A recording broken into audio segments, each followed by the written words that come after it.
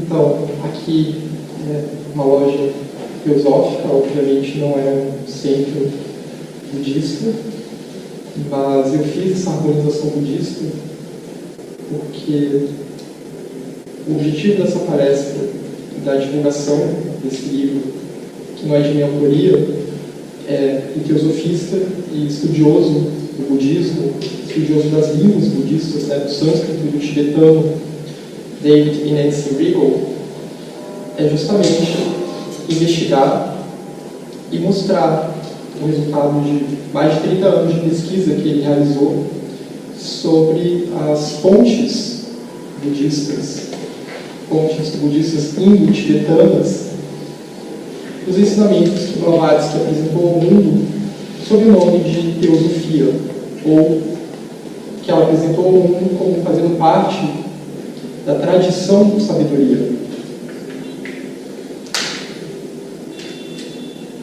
Aqui uma foto da Blavatsky, acho que a maioria de vocês já deve ter familiaridade com ela, que nós estamos numa loja teosófica. O Pazika, Helena Petrovna Blavatsky, nasceu em 1831 e morreu em 1891. Esse título, o Pazika, refere-se aos votos que ela tomou. No Tibete, os votos budistas significam o voto de uma estudante ou praticante laica. Às vezes se traduz isso como leigo, né? Mas leigo pode dar aquela ideia de alguém que não sabe o que está falando, não é bem isso, mas seria um compromisso não monástico, digamos.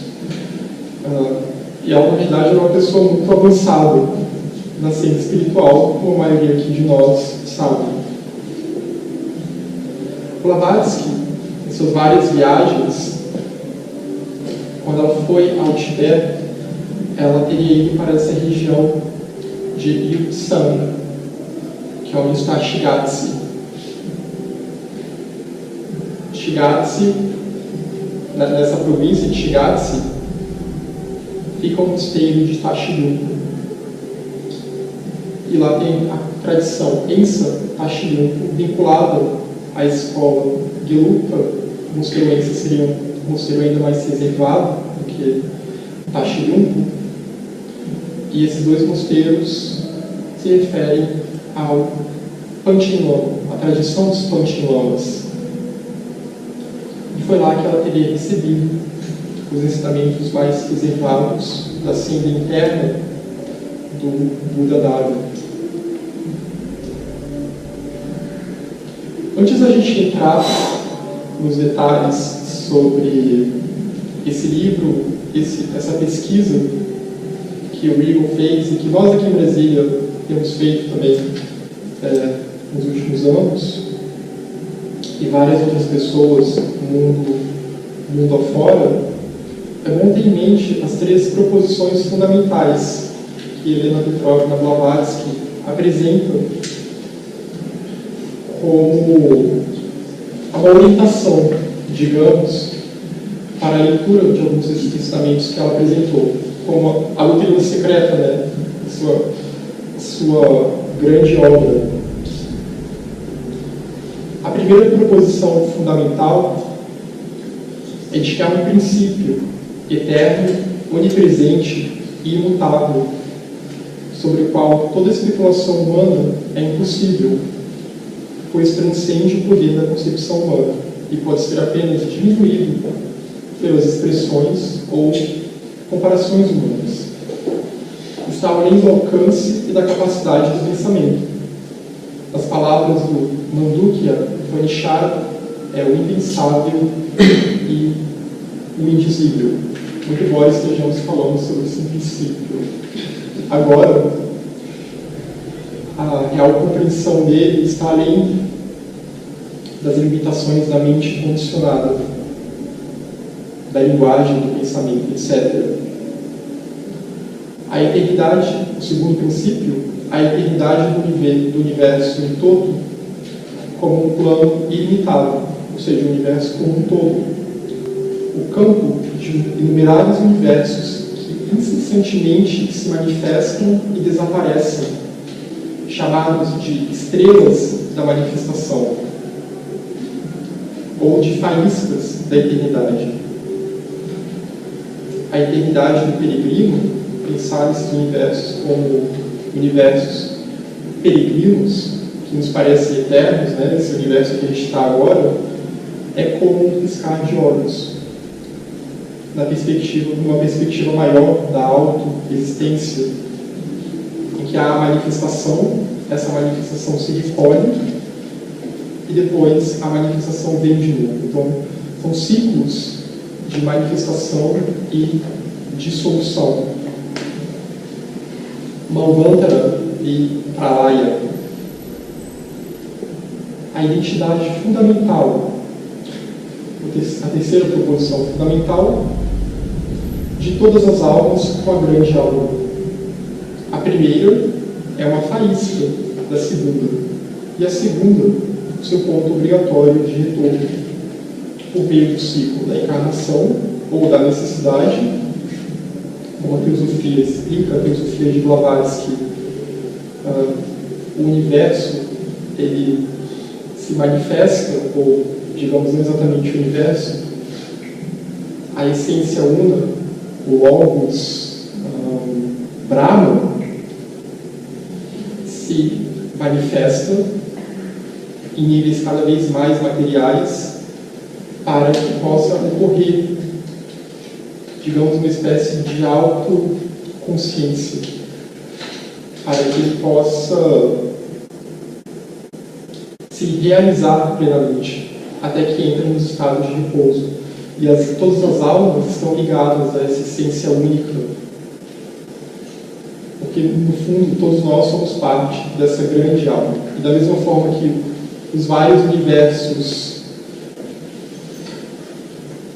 surgem e aparecem e desaparecem, sendo que a essência única universal continua existente, isso nunca deixa de existir, ela só sai do movimento para o repouso.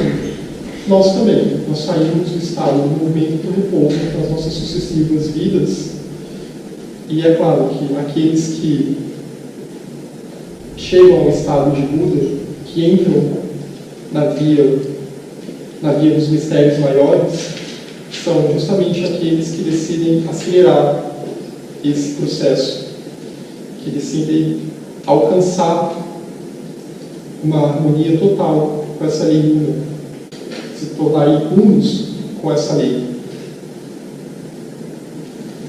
e se tornam, consequentemente, agentes da natureza universal, agentes da vida una, e não mais meros pacientes, digamos, né?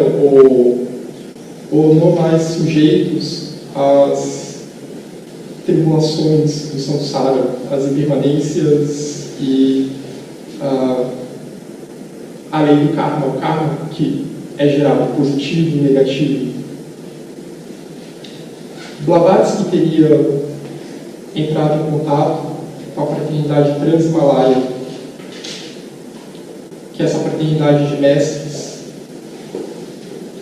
alguns vinculados às tradições ocidentais, as várias tradições do esoterismo ocidental e a tradição oriental também.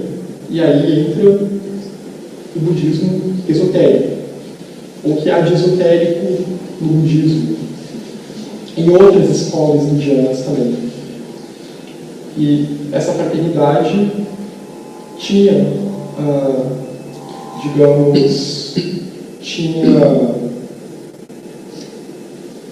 dado a Blavatsky a missão, uma missão que ela voluntariamente aceitou, obviamente, de apresentar o que depois ela vai chamar de teosofia, ou religião sabedoria, ou tradição sabedoria. Apresentar as chaves, ou a sabedoria perene que estaria por trás das diferentes tradições espirituais. As leis que seriam comuns e o método que também seria comum, apesar das diferenças entre línguas, culturas e religiões, como a gente as conhece hoje em dia, mas haveria essa sabedoria perene, essa sabedoria divina, que é a teosofia, que estaria por trás. E que, em termos práticos, a via prática para se acessar essa sabedoria é o caminho do ocultismo, que tem a sua série de regras, regras de conduta, que a pessoa tem que se devotar completamente a esse caminho para se tornar um agente da grande lei e beneficiar todos os seres. Se a gente for buscar a conexão do budismo com Blavatsky, e ela enfatiza isso muito, então a gente tem que falar do budismo Mahayana.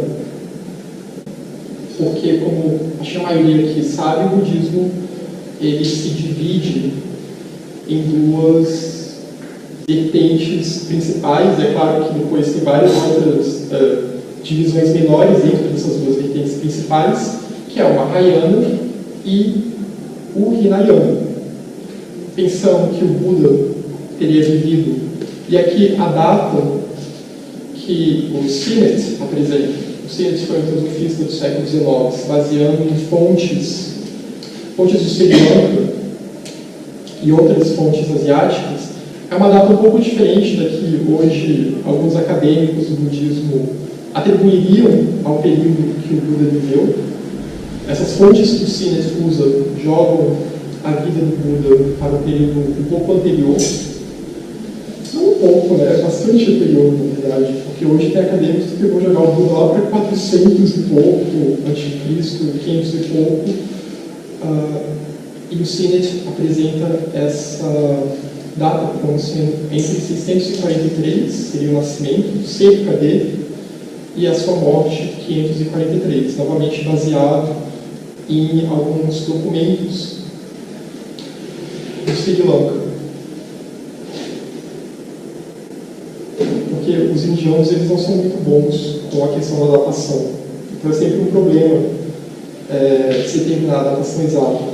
Mas há descobertas arqueológicas recentes que podem corroborar essa teoria de que o Buda teria vivido nesse período, entre 643 e 543 antes de Cristo. Foram encontradas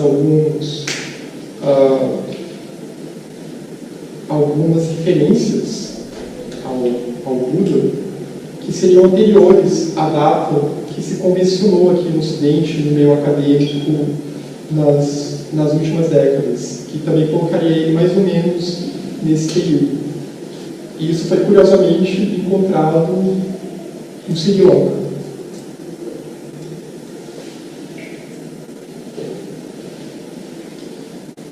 Alguém pode me dizer a diferença entre o budismo Mahayana e o budismo Hinayana? A diferença na tônica?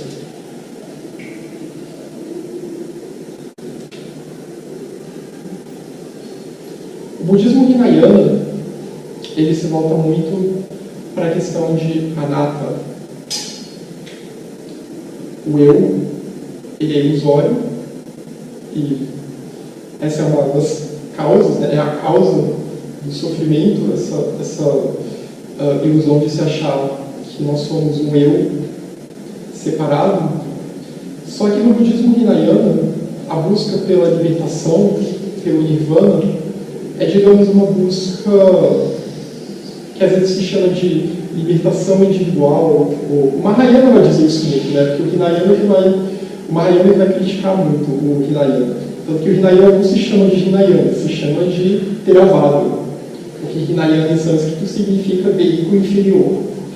Obviamente eles não iam se dar esse nome. Eles foram dados pela crítica Mahayana, que se denomina veículo superior. Porque a tônica do Mahayana já vai ser outra. Vai ser abrir mão do nirvana, desse nirvana pessoal, individual, que também não é de todo mal, né? Acho que faz muito bem para o mundo se as pessoas começarem a se libertar do nirvana mesmo que seja uma alimentação temporária, mas o que Mahayana vai dizer é que para se chegar no estado final, no nirvana final, no Maha Parinirvana, é necessário retornar, que é necessário adotar o voto bodhicitta, o voto da mente altruísta, da mente iluminada. E então o Bodhisattva, a gente daí o nome a esse ser que já alcançou determinado estado de libertação e ele volta ao mundo para auxiliar os outros seres, a gente chama esse ser de Bodhisattva. Ele tem um compromisso, ele tem esse compromisso de permanecer atuando para o benefício de todos os seres. E justamente essa fraternidade trans-himalaia com a qual Blavatsky teve contato é a fraternidade de Bodhisattvas. É uma sangha espiritual. São seres que estão, ou pelo menos estavam na época, em corpos vivos, né? A gente não está falando de espíritos nem nada do tipo, e que tinham esse compromisso, que tem esse compromisso de ensinar aqueles que buscam esse conhecimento, essa sabedoria sagrada. E a esses seres, Blavatsky não vai usar a linguagem budista, ela não vai chamá-los de bodhisattvas, mas ela vai chamá-los de mahatmas. Porque é assim também que eles vão se apresentar. Porque a proposta, dentro dessa proposta, né, de apresentar essa teosofia para o mundo, não só o budismo, mas esse corpo de ensinamentos que liga várias tradições diferentes, que é uma porta para a senda oculta, esses seres vão se autodenominar como Mahatmas, que nós poderíamos traduzir como grandes seres. Então, uma das fontes orientais de Blavatsky seria o budismo Mahayana. E dentro do budismo Mahayana estariam os livros de Kyute, que depois foi uma coisa que causou muita polêmica, esse termo, o que diabos é isso, livros de Kyute?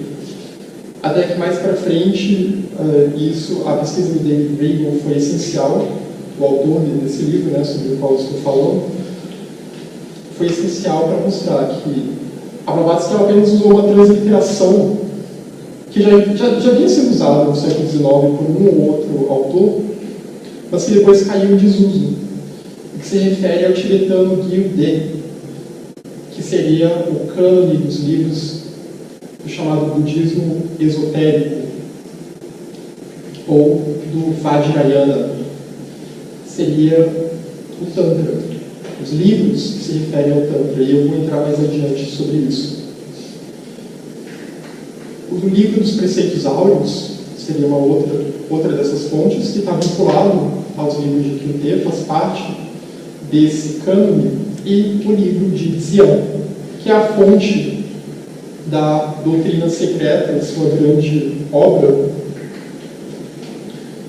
que também a gente vai ver que, pela pesquisa do livro, tem uma relação com uma palavra sânscrita e com um tantra específico do budismo. As obras de HPB, que são de Blavatsky, vinculadas às fontes, seriam, primeiramente, Isis sem Véu, apesar de que Isis sem Véu ela fala muito mais das tradições ocidentais, mas ela chega a pincelar um pouquinho desses ensinamentos que mais tarde ela vai apresentar na doutrina secreta. E a doutrina secreta contém, né, as instâncias de Dzian, que na verdade seria a verdadeira doutrina secreta, são as instâncias de Dzian, que são os volumes que tratam dessas instâncias. Depois tem outros volumes, o volume 5 e o volume 6, ele já tem outros escritos de Blavatsky, que foram reunidos e publicados sob o nome de doutrina secreta. Mas a doutrina mesmo, que está vinculada ao livro de Dzian, seriam os livros que tratam da cosmogênese e da antropogênese. E outro livro vinculado a essas fontes é A Voz do Silêncio, que está vinculado ao livro dos Preceitos Áureos, que também faz parte dos livros de Kyuté e do livro de Zian. Então, a doutrina secreta ela é uma tradução com explicações da autora, né, de passagens desse tal livro de Zian. E esse livro, que ela vai dizer, é que seria o primeiro volume dos comentários aos 7 tomos secretos de Kyuté. É um glossário das obras exotéricas do mesmo nome. Então, o que Blavatsky afirma é que ela teve sim acesso a esses tantras, né? A pesquisa terminológica e linguística pode mostrar, mas o que ela está dizendo aqui é que ela teve acesso a livros que nós normalmente não temos acesso, a livros secretos, a livros ocultos. Alguns deles são antiquíssimos, e a primeira divisão, a primeira parte da divisão Gyude é chamada Kala Chakra, que é esse tantra, esse sistema Kala Chakra, que hoje ele é bem popular, digamos, né? O Dalai Lama atual ele faz muitas transmissões do Kala Chakra mundo afora, em Bodh Gaya, às vezes se reúnem milhares de pessoas para receber a transmissão do Kala Chakra, participar desse rito de transmissão. Só que naquela época o Kala Chakra ainda não estava sendo transmitido no Ocidente. A transmissão ocidental só começou no final do século XX com o Dalai Lama atual. Então, para alguém ter acesso a esse ensinamento, para alguém poder usar essa palavra Kala Chakra, a pessoa realmente tinha que ter tido algum acesso privilegiado a textos que não estavam disponíveis no Ocidente naquela época. Porque realmente, exceto com Blavatsky, não há outras referências ao Kala Chakra no Ocidente no século XIX, no final do século XIX. E segundo Blavatsky, o Kala Chakra é a obra mais importante da divisão Gyut, desse conhecimento místico do Kanju, que é a parte do cânone budista em que estão os tantras. E ainda segundo Regal, as instâncias do livro de Zian, essas instâncias que ela apresenta no seu livro A Doutrina Secreta, podem ser um trecho do texto raiz do sistema Kala Chakra, o Mula Kala Chakra Tantra, do qual é conhecido somente o famoso comentário do Vimalaprabha. Regal afirma que o ensinamento Kala Chakra é conhecido como o ensinamento de Shambhala. Sim, segundo ele, Shambhala é também considerado na literatura teosófica como a fonte do ensinamento da sabedoria eterna, do qual a doutrina secreta é uma parte direta. E a gente vai entrar em Shambhala um pouco mais adiante também. Então a gente tem o livro de Zian, vinculado ao Kala Chakra, tem o livro dos Preceitos Áureos, a obra de onde são os trechos que traduzo, ela diz isso no prefácio no prefácio da Voz do Silêncio, que a Voz do Silêncio, eu não sei se a maioria aqui já leu, suponho que sim. É um livro que ela teria editado e traduzido de ensinamentos que ela recebeu oralmente do Tibete.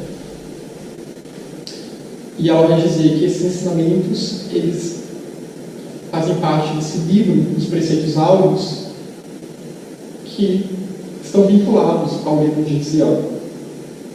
O livro de Zian e a Voz do Silêncio têm essa mesma fonte, que são o livro dos Preceitos Áureos.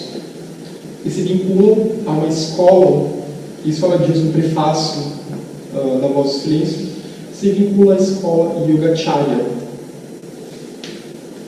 E ela cita Arya Sangha, né, que seria um dos maiores expoentes dessa escola no século IV, e é uma escola que no budismo ela tem muita importância, porque É dela que vem os tratados de Asanga e Maitreya, que são tratados que eu vou falar da natureza Buda, da realidade última, dos mecanismos de cognição da realidade, etc. Também faz um compêndio de toda a senda mahayana.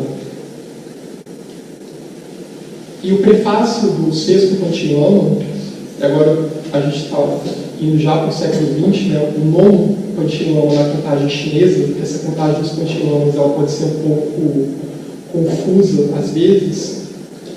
Numa edição da Voz do Silêncio, que foi editada na China por uma teosofista, que depois também tomou votos budistas, a Alice Cleaver e Basil Crump, os dois e mais o filho da Alice Cleaver, eles, algum tempo depois da morte da Blavatsky, eles foram até a Ásia e encontraram o sexto Panchilama na China, justamente para buscar uma validação dos ensinamentos de Blavatsky. Porque, se a gente lembrar da história de Blavatsky, ela foi desacreditada por muitos. E por a gente estar lidando com fontes esotéricas, né? A gente está lidando com ocultismo, não tinha nem como ela provar que está aqui o livro impresso para quem quiser a cópia, não tinha como ela fazer isso. Principalmente por ter sido um ensinamento que ela teve acesso no Tibete, uma época em que poucas pessoas conseguiriam chegar ao Tibete, e os Mahatmas, eles deixam também bem claro que a pessoa pode até ir ao Tibete. Eles deixam claro das cartas que eles escreveram. A pessoa pode ir ao Tibete, pode ir a outros locais, né, ao Egito, etc., outros centros de tradições que existiram ao longo da história, de escolas de mistério, e podem procurar por nós o tanto que elas quiserem, mas se elas não tiverem gerado as condições kármicas necessárias para encontrar esses mestres, elas não vão encontrá-las. Porque aqui ela não está lidando com o budismo exotérico, ela está lidando com o que há de mais esotérico no Dharma budista. E o sexto Panchilama, lembrando que os Panchilamas se encontravam naquela região de Tashilumpo, uma região um pouco mais reservada da escola de Lupa. E curiosamente o sexto Panchilama, antes do Dalai Lama atual, ele foi o primeiro a dar transmissões públicas do Kala Chakra, porque o Kala Chakra tanto antes ele era extremamente reservado. Só que ele não chega aí até o Ocidente, mas ele chega a dar transmissões em regiões da China próximas ao Tibete. E o sexto Panchilama escreveu esse prefácio para essa edição foi publicada em maio de 1920, né, 90 anos atrás, para a Voz do Silêncio, em que ele diz: a única e verdadeira exposição em inglês da doutrina do coração do Mahayana e seu ideal nobre de auto-sacrifício em prol da humanidade. E aqui tem o nome dele, Lobsang Tupten Chosknima, e a fonte, para quem quiser procurar depois essa edição, não é impossível de encontrá-la. Na verdade, esse livro é um livro Buddhism, The Science of Life, da Alice Cleaver, que ele pode ser adquirido pela Amazon, e ele contém esse prefácio, contém essa edição da Voz do Silêncio de 1927. E até tem aqui a foto deles da comitiva que foi ao Tibete e à China, foto do sexto Panchilama. Bom, aqui é uma imagem de Arya Asanga, esse grande expoente da escola Yogacara, a quem Blavatsky cita no prefácio da Voz do Silêncio. Então eu acho que teosofistas que pensam em estudar o budismo, né, pensando que o segundo ou o terceiro, agora eu me confundi, o segundo objetivo da sociedade teosófica é o estudo da religião comparada, é sempre bom a gente pescar esses nomes, que a Blavatsky solta. Porque um dos objetivos da doutrina secreta, da voz do silêncio, é isso também, dar dicas sobre essa linhagem a qual ela se associou. E a Arya Sanga é um dos expoentes dessa linhagem, que atuou com Maitreya, futuro Buda, que é um nome hoje em dia muito mal usado, né, principalmente por movimentos nova era que se apropriam desse nome, e tem gente que às vezes já sai por aí se dizendo encarnação de Maitreya, mas de acordo com textos tanto budistas quanto com os textos de Blavatsky, que ela apresenta na doutrina secreta, ainda vai demorar muito tempo para Maitreya vir ao mundo. Ainda vai demorar muito tempo. Será o quinto Buda. E é claro, também se vier ao mundo, provavelmente ele não vai sair por aí dizendo eu sou Maitreya, deve ter uma página no Facebook, beijem os pés, não é assim. Não é assim que os mestres genuínos atuam. Essa é uma foto do sexto Panchen Lama. Ele estava razoavelmente jovem nessa época.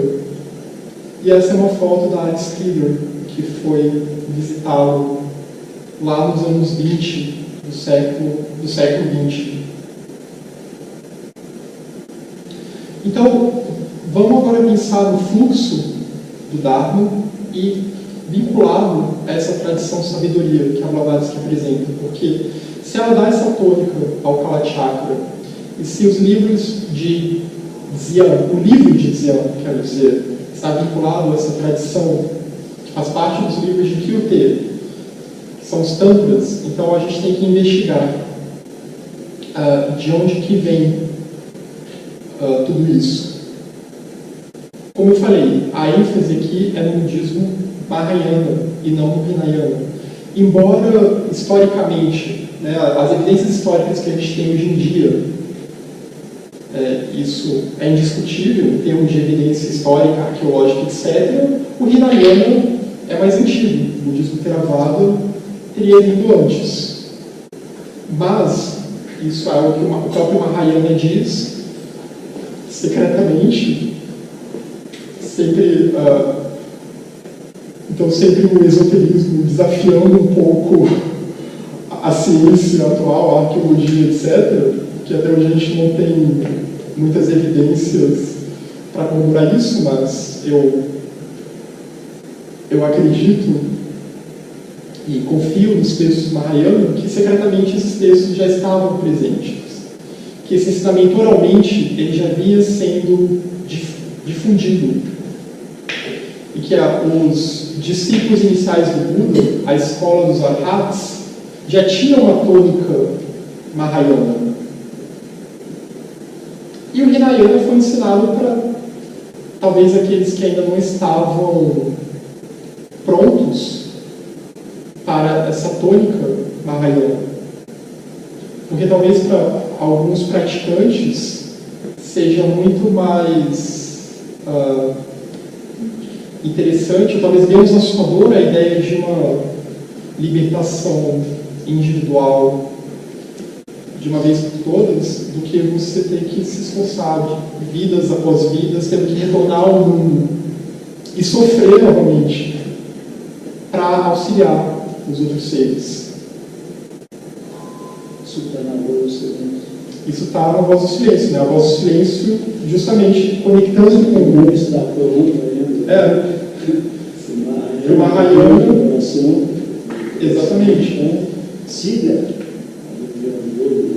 a doutrina do olho, que é essa diferença que a voz do silêncio faz, né? A doutrina do coração sendo o Mahayana e a doutrina do olho sendo o Hinayana. Que, como eu falei, também não é a gente não está aqui dizendo que o Hinayana é um falso budismo nem nada disso. Tem até um professor meu que falava que seria até bom se o Hinayana também se espalhasse mais para quem não está preparado para o Mahayana, e a ONU fizesse umas campanhas, liberte-se do Samsara. Isso ia fazer muito bem para o mundo também. O Hinayana também tem as suas qualidades. E uma pessoa nascendo Hinayana também pode chegar a um estado muito avançado, como a própria teosofia mostra, né, das iniciações, vinculando as iniciações do ocultismo. Mas, para chegar ao estado de Buda, ao estado final, que o ocultismo apresentado por Blavatsky apresenta, lembrando que a teosofia considera que o estado de Buda, o estado que Siddhartha chegou, é o estado mais elevado de todos. Para chegar nesse estado, é necessário se adotar a doutrina do coração, se adotar o voto do Bodhisattva, atuar no mundo em prol dos outros seres, despertar Bodhicitta, que é essa mente iluminada, essa mente altruísta.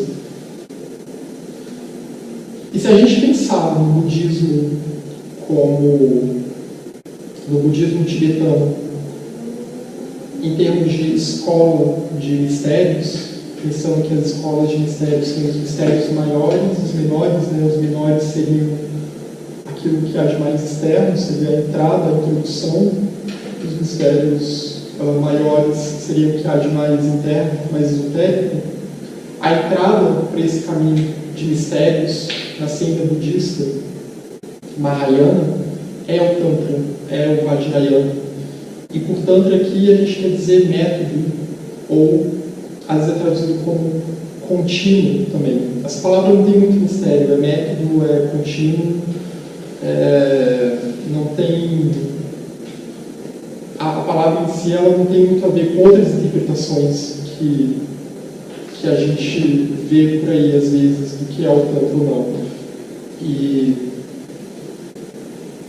quem fez a organização do cânone no Tibete e buscou separar, né, tantras que, se a gente for olhar na perspectiva do que Blavatsky nos apresenta, na perspectiva teosófica do ocultismo, e comparando também com o que o esoterismo ocidental nos apresenta, os vários escritos, as escolas neoplatônica, etc.,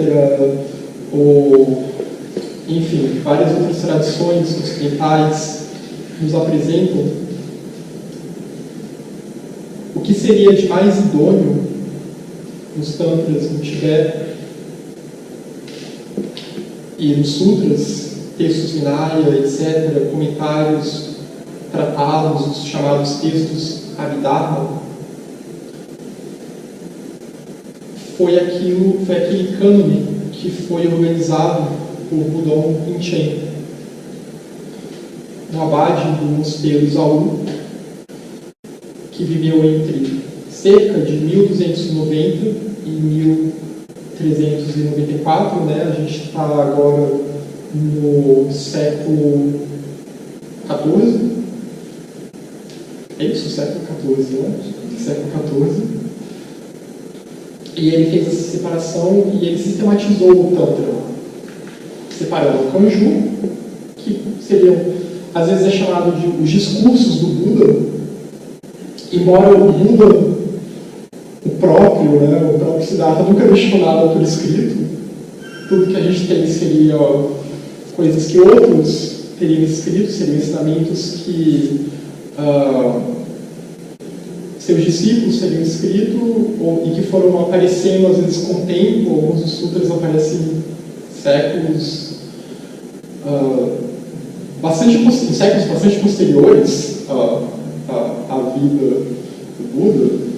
Como seria assim ouvir? Por isso que sempre começa, né? Então, assim eu vi. E o Tanju, que às vezes é chamado de Tangyu, que tem uma variação na transliteração aqui do tibetano, inclui os comentários, os chamados textos Abhidharma, que são textos que falam da cognição, às vezes é chamado de uma fenomenologia budista, uma psicologia budista, e outros tratados. Então esse também seria um nome-chave para teosofistas que têm interesse em estudar a linhagem budista. E aí o David Riegel vai dizer que desde a identificação positiva dos livros de Kyude com esses tantras budistas, Gyude, esses textos que fazem parte do Kanju, ele suspeitou que o livro de Xian, de onde vieram as instâncias da doutrina secreta, poderiam estar ligados ou ser advindos do Mula Kalachakra Tantra. Mula quer dizer raiz, quase todo Tantra tem o seu texto raiz e tem o seu texto, geralmente tem as versões condensadas, ou tem os comentários ao texto raiz, etc. Então, esse texto está perdido, ele sumiu do planeta, ninguém tem acesso fácil a esse texto. Bom, possivelmente Dwaras teve e os Bodhisattvas têm acesso a esse texto, mas ele está muito bem guardado. E tem o Kalachakra Tantra Lalu, que seria o texto abreviado. E esses textos, eles são os primeiros entre os livros de Kyude nas edições do Discurso do Buda, do Kangyu, que o Budon sistematizou. O Budon vai dar muita ênfase ao Kalachakra, como sendo o mais elevado de todos os tantras. Apesar de ter as transmissões públicas que o Dalai Lama faz, etc., né, ainda assim, é um ensinamento extremamente complexo e reservado. O pouco que sobreviveu em termos de comentários é um ensinamento extremamente cifrado, que não é de fácil acesso. Então, mesmo que a gente participe de uma transmissão Kalachakra, como eu sei que grande parte aqui de vocês já participaram das transmissões Kalachakra, estudar de fato o Kalachakra é um trabalho complicado. E até porque no Ocidente também tem poucas traduções dos comentários ao Kalachakra que sobreviveram. O ensinamento do Kalachakra, ele é considerado grupo especial do Panchen Lama e do seu monastério. E agora a gente sabe de Budon e está indo para a escola de Lupa já lá para o século XV. Situado próximo a Shigatse, onde funcionou o maior centro de estudos do Kalachakra no Tibete. E de fato, isso não é só isso não é uma teoria do Riegel nem nada. Os grandes expoentes do Kalachakra na escola de Lupa são os Panchen Lamas. E esse núcleo que está em Ensa e Tashilhunpo, e tem até algumas sadhanas, por exemplo, daquele sexto Panchen Lama, por exemplo, que eu citei, voltadas para o Kalachakra. E alguns dos Panchen Lamas, eles foram tutores de alguns Dalai Lamas, né? O Panchen Lama seria um cargo um pouco mais espiritual e o Dalai Lama um cargo um pouco mais político. Claro que o Dalai Lama também confere os ensinamentos espirituais, etc., mas os Dalai Lamas sempre tiveram essa função política no Tibete, tem que governar o Tibete, enquanto os Panchen Lamas ficavam lá na deles, reservados, se dedicando somente ao estudo do Dharma, ao estudo mais aprofundado. E alguns Dalai Lamas, como o sétimo Dalai Lama, por exemplo, também tiveram grande ligação com essa tradição do Kalachakra.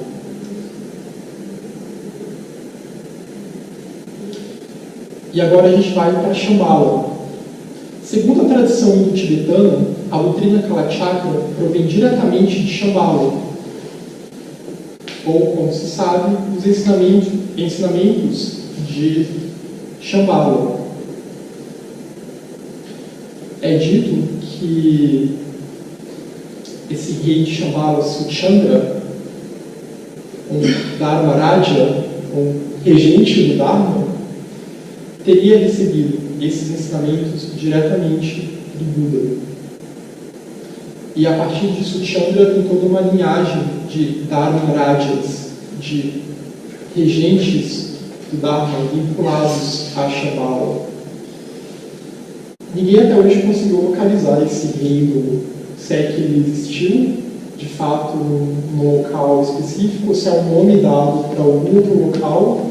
A gente tem que lembrar que nesse contexto do budismo ino-tibetano, assim como acontecia também na Índia Antiga, é comum os personagens terem nomes variados e diferentes. De acordo com determinadas transmissões que eles recebem, eles vão adotando nomes diferentes. Então, muitos desses personagens até podem estar nos sutras, por exemplo, e a gente não sabe, podem estar lá com outros nomes, que não são os seus nomes tântricos. Mas o que se diz é que Shambhala seria, digamos, um reino físico, mas é também um reino espiritual e um reino interno, presente dentro de nós.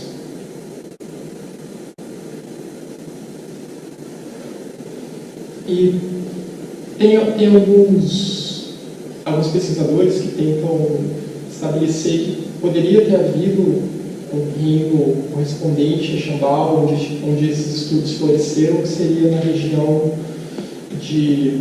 lá para os lados de Odiana, que fica no Paquistão. Paquistão, eu acho que já quase, não sei se chega a ser perto do Afeganistão, mas nessas regiões próximos de Kashmir, da Caxemira, onde o estudo do Tantra era bastante intenso e enfatizado, e até alguns estudos, tem uma estudiosa budista, a Sofia River, na França, que ela até tem alguns artigos comparando o Kala Chakra com o Tantra Shivaísta, porque o Shivaísmo também se desenvolveu naquela área. Tem até algumas teorias de alguns desses pesquisadores dizendo que alguns personagens que estavam atuando com tantras budistas também estavam atuando com tantras shivaístas. E aí a gente também tem que quebrar um pouco daquela ideia de oposição extremada entre o budismo e o que se chama hoje em dia de hinduísmo, né? E lembrando que isso que se chama de hinduísmo também é uma invenção moderna. A gente tinha várias escolas e eles não se denominavam hinduístas. E muitas dessas escolas estavam em harmonia com escolas budistas, Mahayana também, principalmente quando a gente entra na questão do Tantra. E o Kala Chakra Tantra ele tem algumas peculiaridades, porque ele se volta para cosmogênese e para antropogênese. Assim como a doutrina secreta, ele vai falar do macrocosmo, e ele fala dessa linguagem mesmo, que lembra muito o hermetismo, o que a gente vê nos ensinamentos de Hermes Trismegisto, a ideia de que assim como acima, tal qual embaixo. Essa identificação entre macrocosmo e microcosmo e o surgimento do cosmos, os seus ciclos, lembrando daquelas proposições fundamentais, né? Os ciclos do universo, os ciclos da vida, os ciclos do ser humano, como tendo um cosmos dentro de si, como se o universo fosse um grande corpo e nós também somos um universo dentro desse corpo maior. E os outros tantras, eles não chegam a dar essa ênfase. Isso é algo muito peculiar do Kala Chakra. O Chakra Samvara, o Guya Samaji, etc., eles não falam sobre essas questões. E por causa disso também, o Kala Chakra, por tratar dessa identificação entre macro e micro, ele vai falar muito de como funciona o organismo humano numa perspectiva de medicina esotérica, digamos, que, de certa forma, foi uma das bases para a medicina tibetana, falando dos canais, dos ventos, dos chakras, como isso afeta a nossa saúde, a constituição psicofísica do ser humano. A astrologia também entra no Kala Chakra como parte desse estudo dos ciclos e das diferentes eras da humanidade. E a astrologia pensando também como algo muito maior do que essa astrologia que a gente tem hoje em dia, um pouco banalizada, né? Que é mais uma signologia ou um signilismo que as pessoas usam muito para questões de autoajuda ou até para que ele justificasse seus próprios defeitos, né? Então é uma astrologia muito mais profunda que isso. Embora também diga respeito ao ser humano e a sua constituição física, psíquica, etc. E esse termo Dzyan, né, lembrando que a Blavatsky ela diz que a doutrina secreta se origina desse livro de Dzyan, ela apresenta suas instâncias como as instâncias de Dzyan, seria uma tradução fonética do termo Jnana, que significa sabedoria, e é o resultado de Dhyana, ou Dhyana é traduzido como meditação, como plena atenção, tem muitas traduções, possibilidades de tradução do termo Dhyana. É uma das 6 paramitas, né, se a gente for lembrar das 6 paramitas, que a voz do silêncio também inclui, e é essencial para a senda espiritual. Somente através dessa prática meditativa de investigação da natureza das coisas, da natureza do eu, dos fenômenos, é que se pode chegar à Prajna, que é a sabedoria que compreende o vazio de eu e fenômenos, e que leva a Jnana, que vai ser uma percepção direta da realidade tal qual ela é. Se a gente buscar no indo-europeu, a raiz da palavra é Jnana, lembrando que o sânscrito é uma língua indo-europeia, está conectada com a palavra grega gnosis. E é importante traçar esse paralelo porque Blavatsky também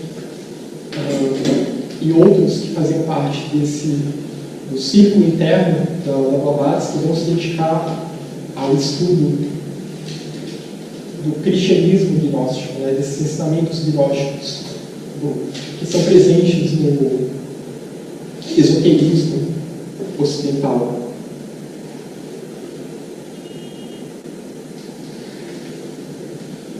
Kala Chakra significa círculo do tempo.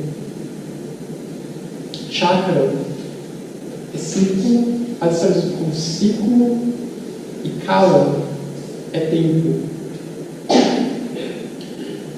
E na voz do silêncio, a gente vê esse termo sendo usado. Queres se tornar-te um yogi do círculo do tempo? Então, olhe, não creias que sentando-te em florestas escuras, em orgulho e reclusão, longe dos homens, não creias que a vida alimentada a plantas e raízes, saciada a sede com a neve da grande cordilheira, não creias, ó devoto, que isto te levará à meta da alimentação final. Que mais adiante ela vai dizer que para chegar à alimentação final é necessário o voto do Bodhisattva, o voto bodhisattva, e não simplesmente fugir do mundo, se isolar do mundo, mas atuar no mundo em prol dos seres, porque a senda oculta é basicamente isso, é uma senda de trabalho, de serviço em prol dos outros seres. O termo Kala Chakra, como eu disse, significa círculo do tempo, ou roda do tempo, e tem, como eu já falei, a ideia de identidade básica do macrocosmo com o microcosmo. Então a gente está nesse círculo do tempo, nessa manifestação. E as nossas respirações, de certa forma, tem uma relação também com as respirações do universo, pensando em termos de macrocosmo, como que cada respiração e inspiração universal é uma mudança de ciclo. É o ciclo do tempo e do espaço. E como eu disse, o texto raiz do Dharmaraja Suchandra, que teria sido escrito a partir de um ensinamento que ele obteve do Buda, e o texto sintético de Manjushri, que já é um personagem bem posterior a Suchandra, que ele vai escrever esse texto, o Laghu Kalachakra, que seria o Kalachakra condensado sintético, e ele faz referência ao Kalachakra raiz. Ele teria 5 divisões. A cosmologia, como eu falei, a cosmogonia, né, esse Kalachakra externo, a relação corpo-mente, o Kalachakra interno, os ritos e iniciações, as práticas, que tem uma série de práticas, de mantras, de visualizações, etc., para aqueles que receberam a transmissão. É sempre bom lembrar que no Tantra, isso só pode ser praticado depois que a pessoa já recebeu a transmissão do ensinamento. E os chamados textos de sabedoria. E aí aqui a gente vê a palavra Jnana sendo usada novamente. Que também seriam textos versando sobre a realidade, a senda espiritual, etc.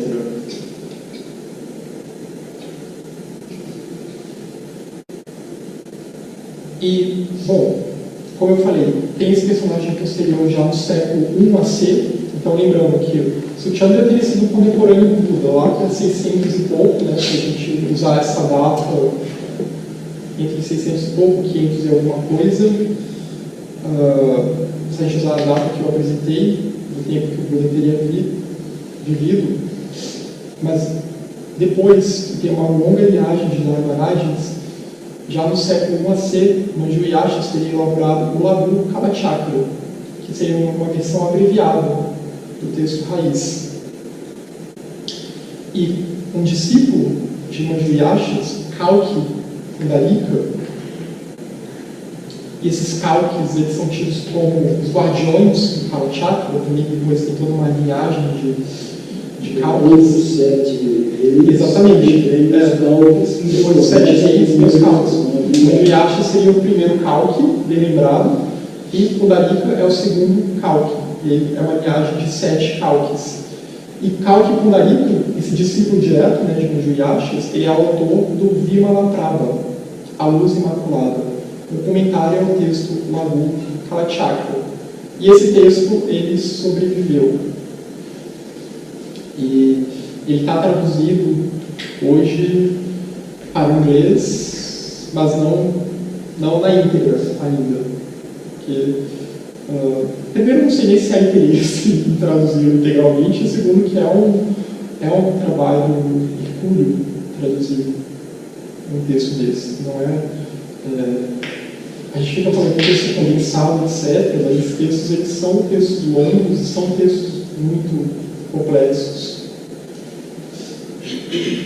E o outro texto que teria recebido comentários posteriores de personagens, que seria na verdade uma parte do texto raiz Kalachakra, é o Sepolisha, que teria recebido comentários posteriores de personagens importantes já no Tibete. Então agora eu já pulei para o Tibete. A gente foi para o século I e agora estamos no século XI.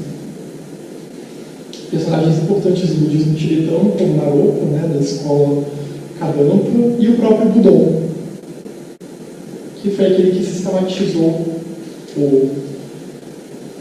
o Kanju e o Tanju no século XIV. Vocês veem que o tempo aqui ele é bem relativo, eu estou indo e voltando.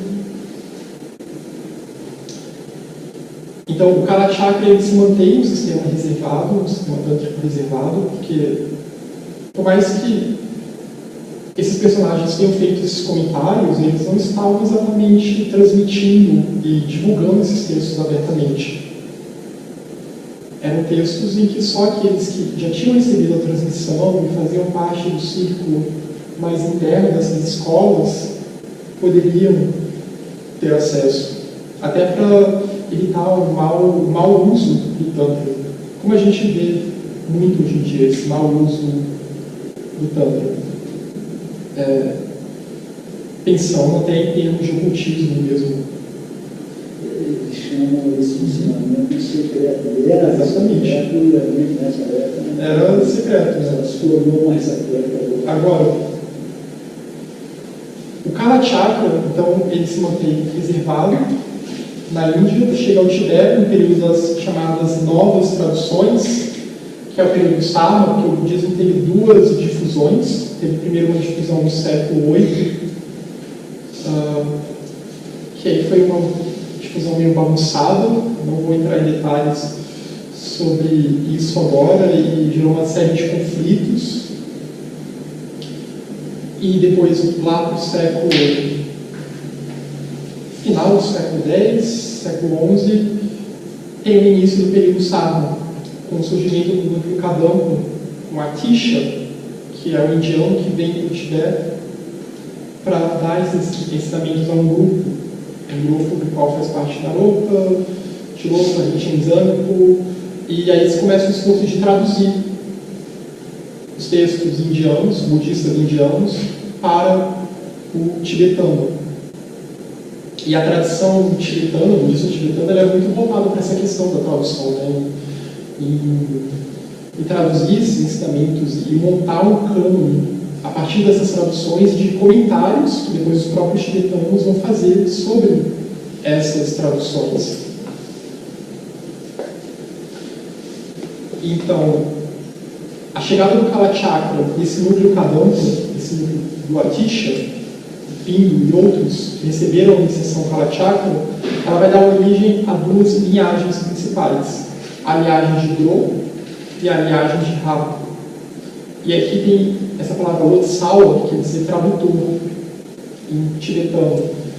Seriam duas traduções que foram feitas, e a linhagem de Dro, ela vai ter muita ênfase na Kadampa, e a linhagem de Ra, posteriormente, ela vai ter uma ênfase maior na escola Sakya, que é uma escola que surge algum tempo depois da escola Kadampa, já no século XII, se não me engano, que a escola Sakya começa. Logo em seguida, porque é feito com um mosteiro que trabalhava com Tantra, que se tornou uma escola.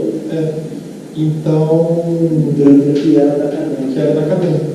Então é uma herdeira da escola Kadampa. E aí, a gente vai ter essas duas herdeiras da escola Sakya, que são a escola Junan e a escola Zalu, no século XIX. Então veja como esse ensinamento vai fluindo por essas escolas, do chamado período das novas traduções.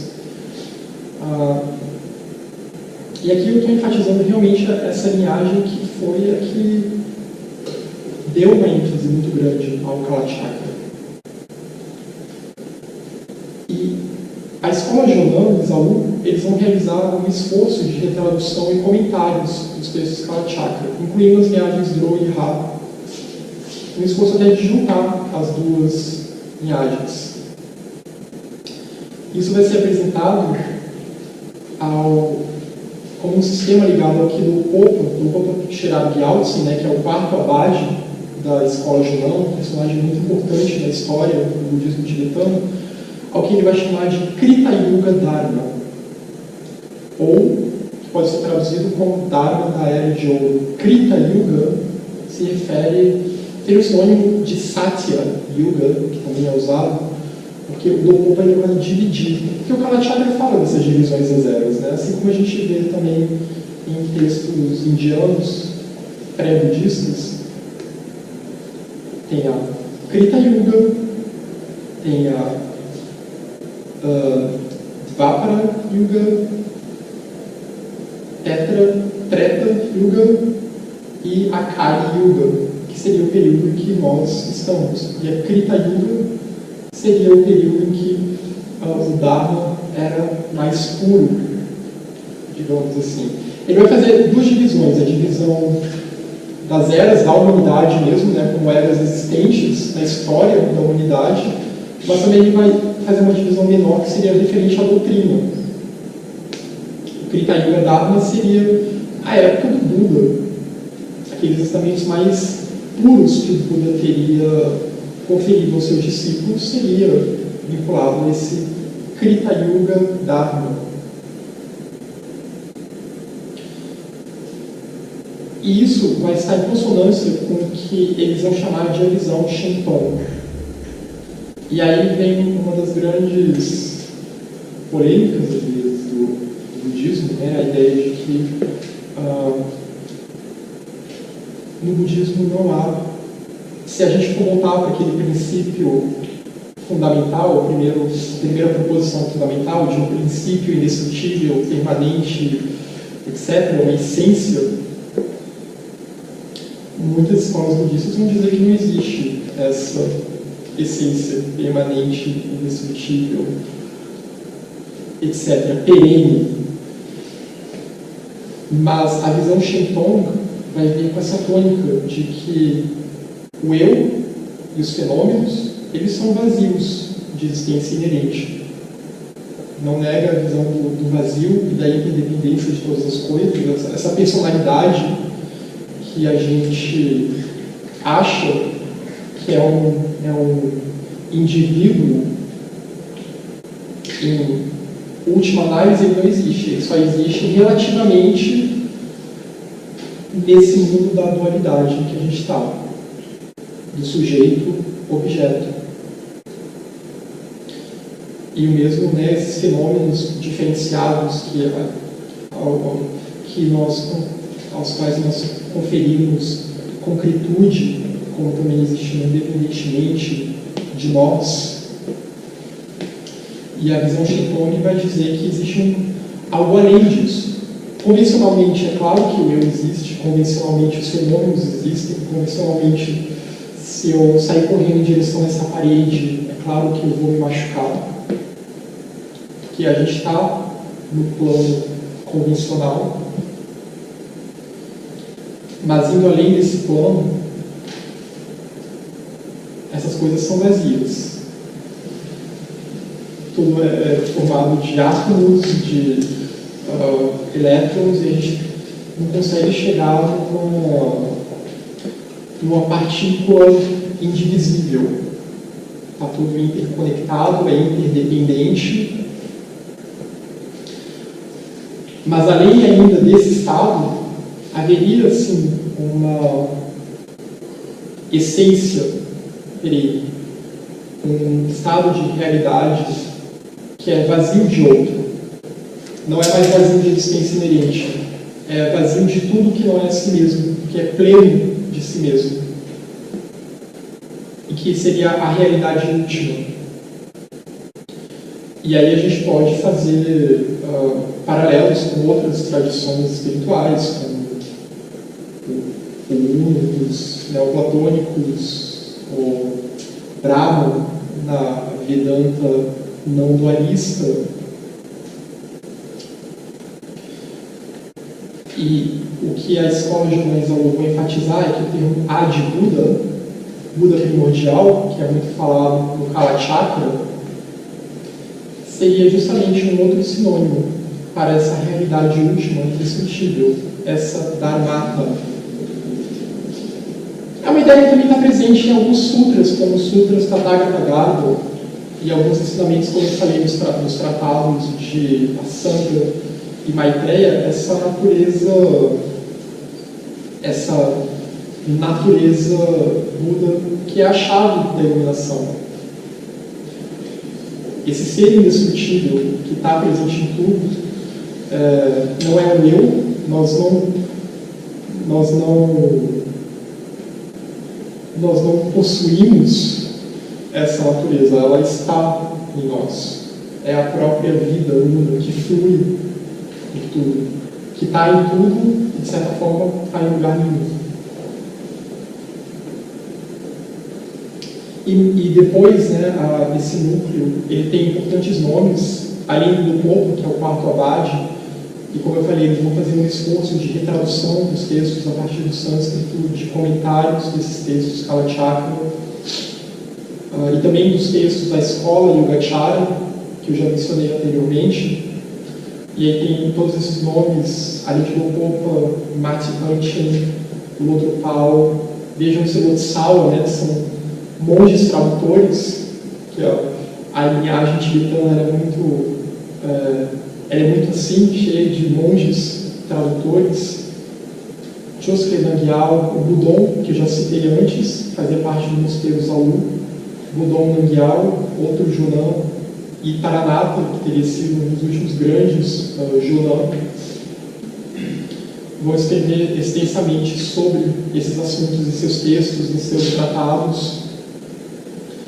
E mesmo após o fechamento, que a escola de Jonan era fechada no século XVII, pelo quinto Dalai Lama, porque acontece uma guerra no Tibete e eles eram ousados de estar na região errada. E mesmo depois do fechamento da escola Jonan, a escola Gelugpa já existia. E o sistema Kalachakra, então, ele vai continuar a ser praticado reservadamente por essa linhagem Gelugpa. Embora a linhagem Gelugpa, ela não tenha essa ênfase na ideia de um vazio de outro. E o Adi-Buda, que é o termo Kalachakra, vai ficar reservado somente para aqueles que receberem a iniciação Kalachakra, né? Mas a escola Gelugpa, ela vai enfatizar Shunyata, vai enfatizar o vazio de existência inerente, etc. E a escola fundada por Tsongkhapa, a quem Blavatsky se refere como o grande reformador do budismo. Então, Nyensa Tachiryundo, namorado dos Panchen Lamas, às vezes chamado de Teixo Lamas, o Kalachakra é enfatizado. Aqui tem alguns trechos do volume 6 da Doutrina Secreta, que, como eu falei, não se refere tanto às instâncias gidsianas, lá Blavatsky tem textos da Blavatsky referentes aos estudos que ela fez, em que ela cita o Kalachakra. Ela está comentando um determinado ensinamento, e ela diz, porque no comentário ao Kalachakra, então na verdade ela está citando o Vimalaprabha, de Kalki Pundarika, se explica que existem, vejam, ela teve acesso ao comentário ao Kalachakra, no século XIX, um texto que até hoje não está traduzido na íntegra para línguas ocidentais. O Adi-Buda eterno e não condicionado. Os Sambhogakaya Budas ou Dhyani Budas existentes na eternidade e que jamais desaparecem. São, por assim dizer, os Budas causais. E aí entra toda aquela questão dos corpos dos Budas, né? As três vestes, que a voz dos três fala sobre isso. O Nirmanakaya, que é essencial para a atuação dos bodhisattvas no mundo, né? Muitos tantras são voltados para a construção desse corpo de luz, o Nirmanakaya. O Sambhogakaya, que é o corpo de êxtase, que já seria um estado mais elevado, que vai além do plano do Nirmanakaya, que é um plano que ainda dá para atuar aqui no mundo. E o Dharmakaya, que é o último, seria a última veste, que seria também um sinônimo para essa realidade última. Isso está muito em consonância com o que os Tathagata Sutras, lá do século III, eu vou voltar no tempo de novo, os Tathagata Sutras dizem a referência ao Dharmakaya, e também é o que Dopopa diz em seus textos. Porque tão logo o homem se desfaz, outro trecho do volume 6 da Doutrina Secreta, porque tão logo o homem se desfaz inteiramente da ideia de individualidade, funde seu eu no eu universal, semelhante, por assim dizer, ao vaso que recebe as propriedades do ímã. Adi-Buddha ou Anima Mundi. Ela fez essa tradução de Adi-Buddha como Anima Mundi. E é claro que na linguagem teosófica às vezes se fala muito no eu superior, eu em caps lock, praticamente, né, representando essa natureza Buda indestrutível, mas que não é um eu.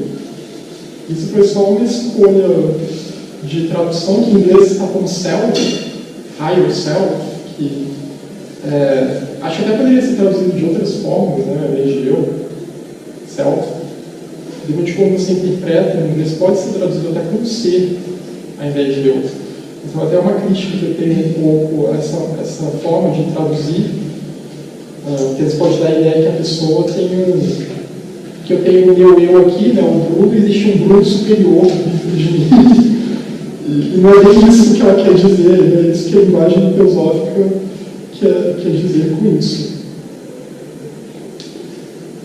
E aí eu trouxe um texto, um trecho do Quarto Concílio, que é um tratado de Lopopo, esse importante abade, quarto abade da escola Junã, em que ele diz, no início do texto, né, essa é uma tradução minha, esse texto ele publicou, não tanto no final da vida dele, mas quase, e causou uma certa polêmica porque ele usa o termo Atman, que é um termo que às vezes é muito negado dentro do budismo. Respeitosamente e próximo ao absoluto Buda perfeito, abençoado, que é Tatatá, a realidade tal qual é. Uma palavra difícil de traduzir, é quase um estado de tal como as coisas são. Pureza última, Atman, grande bem-aventurança e permanência.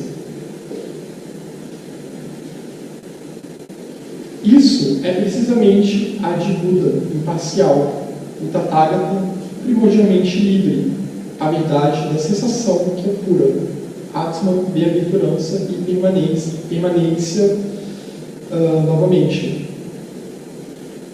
Todas as deidades, mantras e tantras, tais quais o Kala Chakra último e o Evajra, o Chakra Samvara e o Guhya Samaja últimos, tudo que é último, tal qual as mandalas últimas e o Dharmadhatu, esse elemento indestrutível, às vezes é traduzido como elemento indestrutível, às vezes como o espaço indestrutível, ou o elemento único, onde as miríades unidas de todas as partes têm um único aspecto, a culminação da Prajna Paramita última, ou seja, da perfeição da sabedoria última.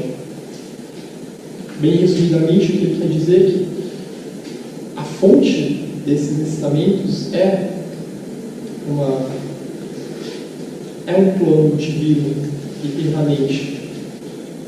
É uma essência espiritual, é essa natureza Buda que está presente em nós. E quando a gente toma refúgio em Buda, a gente não está tomando somente refúgio em Siddhartha.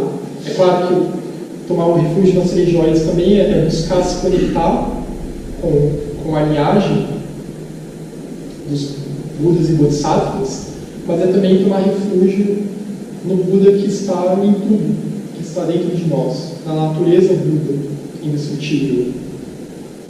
E aqui ele cita esses tantras, e aí também fica a dica para os teosofistas que quiserem se aprofundar no estudo do Dharma budista. Kala Chakra, Evajra, Chakra Samvara e Guhya Samaja. São os tantras essenciais dessa tradição das novas traduções, ao qual Blavatsky se vincula. E alguns desses tantras, como Evajra e Chakra Samvara, e também Vajra Yogini, se voltam para o êxtase da compaixão. São chamados de Tantra Mãe, E o Guya Samaja, por exemplo, é chamado de Tantra Pai, que volta para o vazio. E como eu disse antes, a construção do Nirmanakaya é muito importante nesses tantras. E é claro, para poder se praticar esses tantras, é necessário atender a toda uma série de pré-requisitos, e mesmo a práticas mais básicas, né, que não gerariam tantos problemas, ainda assim é necessário receber a transmissão desses ensinamentos.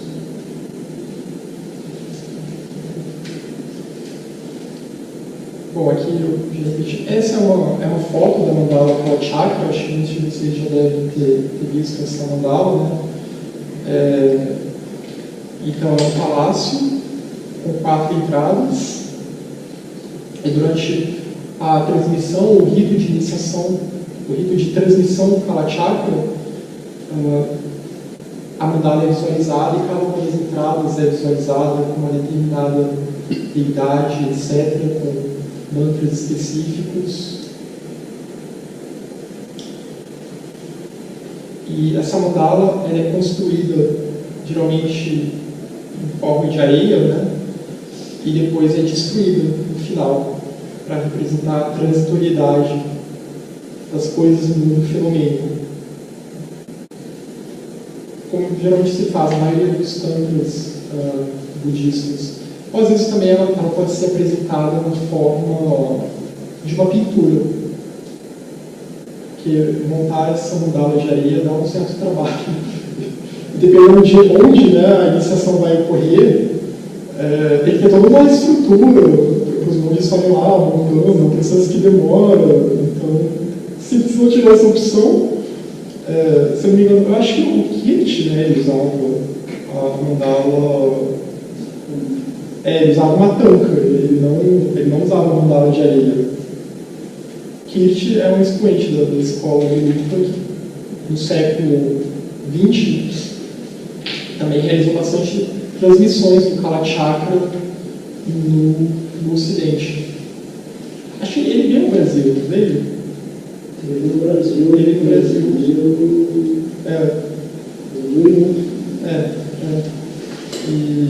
E em Brasília chegou a ter, em 2015, uma transmissão jornal também. O Kirti já morreu. O Kirti já morreu, bem lembrado. E aqui em 2015 chegou a ter também uma transmissão jornal, que foi na UNB, inclusive. Essa é uma representação da deidade Kalachakra, junto da consorte Vishvamata. E é sempre comum, né, nos tantras budistas, as deidades são sempre a deidade masculina com a sua consorte, representando a união das polaridades dentro de nós. Que também pode se dizer a união de método, de sabedoria, etc.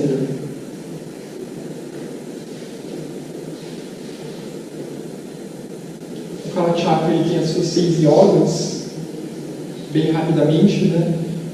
Pratyahara, que é o recolhimento dos sentidos, Dhyana, a plena atenção, Pranayama, o controle dos ventos ou dos pranas, Dharana, que seria uma concentração, ou pode se chamar de retenção dos ventos, né? Você se concentrar no objeto meditativo, se focar. Concentração dos ventos no canal central. Também, ou concentração dos ventos no canal central. Anusmriti, que é chamado de consumação, quando essa prática é consumada, e Samadhi, que é a absorção meditativa. Se vocês lerem os Yoga Sutras do Patanjali, dá para ver muitas coisas em comum com o sistema dele. Aqui tem mais alguns trechos, né, sobre Adi Buda. Esse é um trecho da Voz do Silêncio, eu esqueci. Esse primeiro trecho aqui, que está nesse quarto concílio, é uma nota da Voz do Silêncio, que fala da alma de diamante. Para viver como experiência, o espírito precisa de espaço e profundidade, de pontos que o guiem para a alma de diamante. Não procure esses pontos no reino de Maya, mas ergue-te acima das ilusões, buscam o eterno e imutável Sat, desconfiando das falsas sugestões de fantasia. Essa árvore de diamante, na nota, a Blavatsky explica que seria Vajrasattva, título do Buda Supremo, Senhor de todos os mistérios, também chamado de Vajradhara, um outro aspecto, ou Adi-Buda. E os textos da Junam, também os Saddharma Sutras, dão uma ênfase a Vajrasattva. Os textos da Junam falam muito de Vajrasattva como um sinônimo dessa realidade última, né? Uma deidade que representa essa realidade última, a natureza Buda. Por favor, um trecho do quarto concílio, considerai também essas explanações da Krita Yuga, que dizem que a verdade absoluta, o Dharma-dhatu e Vidya, a sabedoria, contrário de Avidya, que é a causa do sofrimento, que é a ilusão de separatividade, né, de um eu existentemente inerente. Então, Vidya, Dharma-dhatu, essa verdade absoluta, são Adi-Buda, o Buda da base permanente, estável, duradoura e sempre presente, Tathata, a iluminação do Buda. E aqui tem algumas referências que eu coloquei. Então, como eu disse, esse livro ele é um estudo do David e da Nancy Regal, que são estudiosos do budismo. Eles se dedicam há mais de 30 anos e, ao mesmo tempo, também eles se envolveram com a teosofia e buscaram investigar. Se Blavatsky diz que tem fontes budistas, cadê essas fontes, né? E vamos ver como legítimos podem ser os escritos dela. E aí eles fizeram essa investigação muito filológica, principalmente, e também se apoiando em vários textos budistas que são citados pela própria Blavatsky, fazendo um estudo rigoroso e comparativo.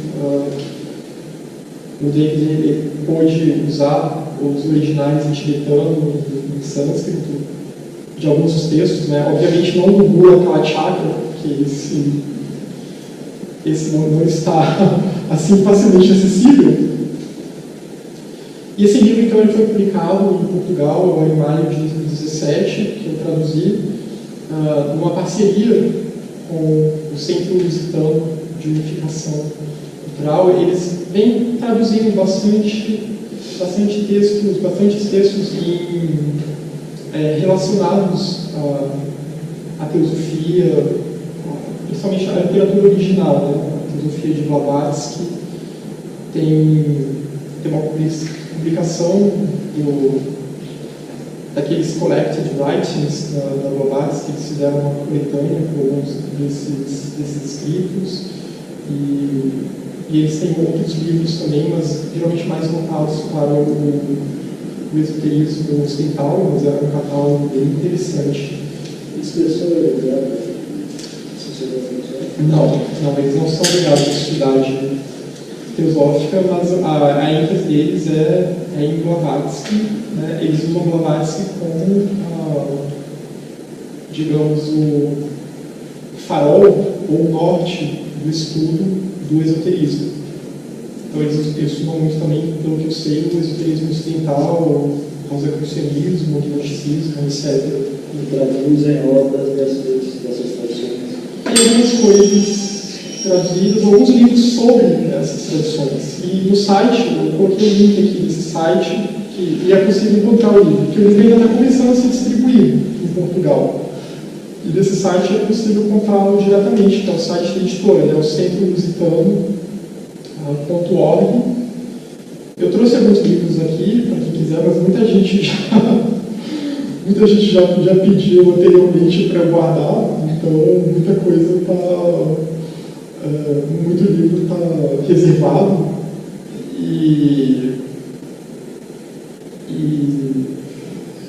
acho que não vai sobrar muito, porque eu também passei por outros locais e alguns livros ficaram com outras pessoas em outros locais, então por isso que eu deixo o link aqui. Eles entregam para o Brasil, eles têm muito contato com grupos no Brasil, então tem essa possibilidade de comprar por lá, caso não sobre por aqui.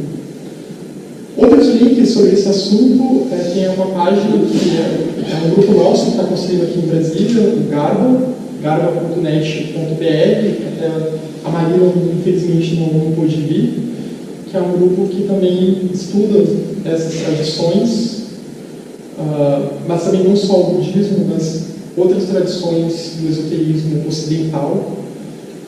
Principalmente a parte do cristianismo gnóstico, né? E então autores que se vinculam ao cristianismo gnóstico, como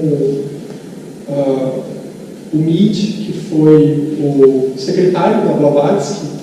Quando a gente fala em secretário, a gente tem que dizer que ele foi um discípulo da Blavatsky, né? Fazia parte do círculo interno, e ele dedicou a vida toda dele ao estudo do gnosticismo. Muito antes da descoberta dos textos de Nag Hammadi, etc. O Jung, que também tem uma extensa obra que ele lidou com esse assunto, além de outros assuntos vinculados ao esoterismo ocidental, como alquimia, etc. E o Corban, que já está mais ligado à tradição gnóstica ismaelita, ou à tradição gnóstica sufi, né? Porque se a gente for olhar na história do gnosticismo, essa tradição não está tão desconectada da tradição cristã, muito pelo contrário, não é mesmo? Está muito ligada. Mas assim como aconteceu aqui no Ocidente, com o cristianismo real, verdadeiro, lá também. Lá também, mais ainda. Mas existe essa conexão entre o esoterismo sufi, né, o sufismo shia, né, eu não estou falando do sufismo sunita, eu estou falando do sufismo shia, e o gnosticismo cristão.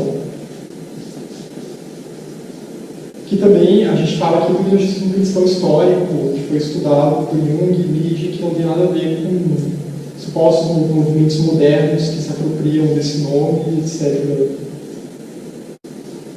Aqui é uma imagem de Vajradhara, né? Já que estamos falando de Tantra, tem que ter uma imagem de Vajradhara que representa o Vajrayana. O terceiro aspecto do Buda. Sim. O aspecto sabedoria. O aspecto sabedoria. Compaixão. O aspecto poder do Buda. O aspecto sabedoria é Manjushri. O aspecto compaixão é Avalokiteshvara. E o aspecto poder é Vajradhara. O Senhor do Vajra. E o Vajra é uma coisa muito enfatizada no budismo Vajrayana. Não é tudo que se chama Vajrayana, né? Essa harmonia, o veículo adamantino. E Vajrasattva, que também essa deidade que representa Dharmata, que representa a natureza Buda, que tem muita ênfase na escola Junam, e em vários tantras, como o Kala Chakra, o Chakra Samvara, o Vajrasattva, ele é invocado, porque ele é uma deidade que purifica as mentes e corações das pessoas, que é a própria essência prístina de tudo. Eu gostaria de fechar, então,